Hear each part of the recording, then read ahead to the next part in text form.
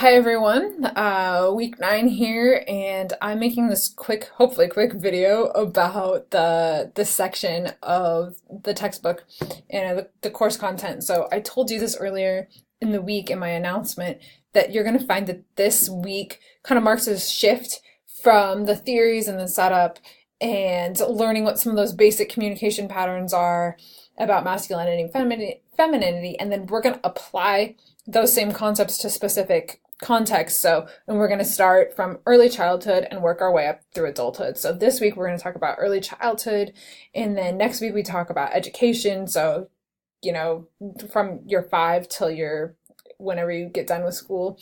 And then we'll start talking about relationships and organizations and stuff like that. So we're going to build on the concepts, which is something I want to illustrate with this particular chapter and even the next chapter. I want you to go back to those theories from chapter 2 and think about how they relate to what we're talking about, especially this week, because we talked all this time about the social construction of gender.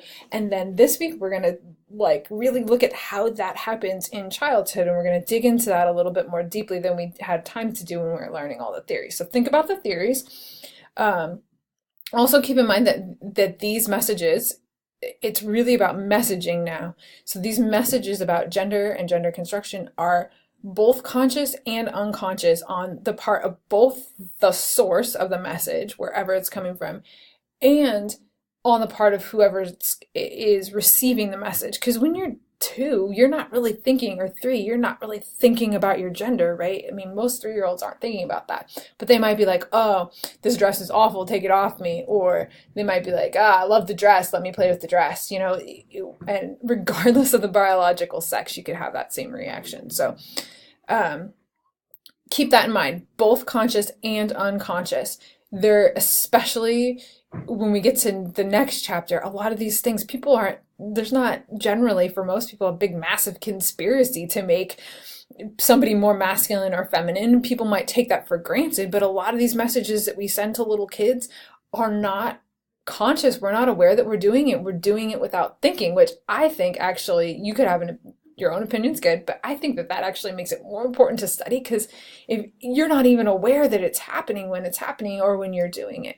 So one of the main points from this particular chapter that I wanted to remind you of is it's becoming gendered, the early years. And I want you to think about this. So we start gendering people before they're ever even born. In the womb, people will start gendering people, or the child. And that's not true in every case, right? Because there's no such thing as an absolute, and there's no such thing as always or never, but it happens a lot. And if you have friends who have kids or family members or whatever, you'll notice that that's a thing. I mean, people celebrate their kids' gender. They decorate their they decorate their nursery a certain way, and they buy certain toys and certain clothes, and those send some messages to both the person, like the little baby, and also people around them. I mean, some of that's practical, because you can't tell whether a newborn baby is a boy or a girl if it's all got clothing, but the fact that even matters to us, you could ask yourself if that's important or not, because somewhere along the way we decided that this was important. You get to decide if you think it's important. Personally, I don't even understand why it matters if somebody's baby is a boy or a girl. Like, you have to take care of it the same way, right? But that's an opinion. You can have whatever opinion you want. So think about that. And then I also want you to think about some of the effects that these particular messages might have on anyone who's receiving them. So in this case, it's little kids. And then how is that going to play out in the rest of their lives? And again, it's conscious and unconscious. So to a degree, it's up to that person how much of that they internalize, and how much of it feels comfortable with them, and how much of it they push back on. And that's going to be completely individual. So think about those couple things. And I also want to remind you that all of this information is, all of it has been vetted by scholars, everything in that textbook. Now, it's not to say that research hasn't changed, and if we weren't to do these same studies right now in 2018, we weren't to get different results, because we probably would, right? Culture shifts. But It is, everything in your textbook is backed up by research. So it might seem like those things aren't happening, but chances are high that somewhere out there they are actually happening because it's scientific peer-reviewed research that's telling us over and over again we're seeing these particular phenomenon. And I will build on that by saying that oftentimes, so this part's up to you, you're responsible for knowing the messages, but you don't have to think about them a certain way. But oftentimes, gender and communication scholars and even other scholars like psychologists, child development scholars, many of them do critique these messages because they push back about what something should be, especially when it comes to something like gender.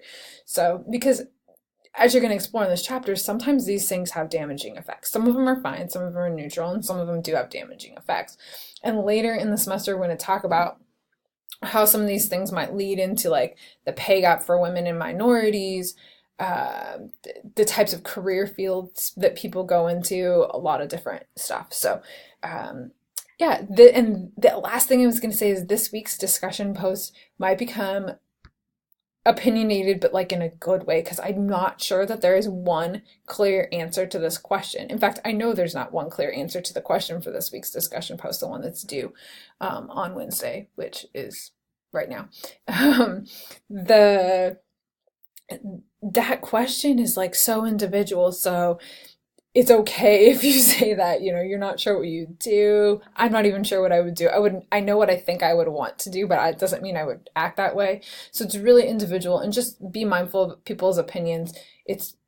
You're totally okay to have an opinion. We're trying to get people to think about the issues in a new way, but that you may or may not change your opinion. In fact, you might feel more confused afterward than before, because it takes a while to set these things out. And by confused, I mean confused about your opinions, because hopefully you have a better understanding of the social phenomenon.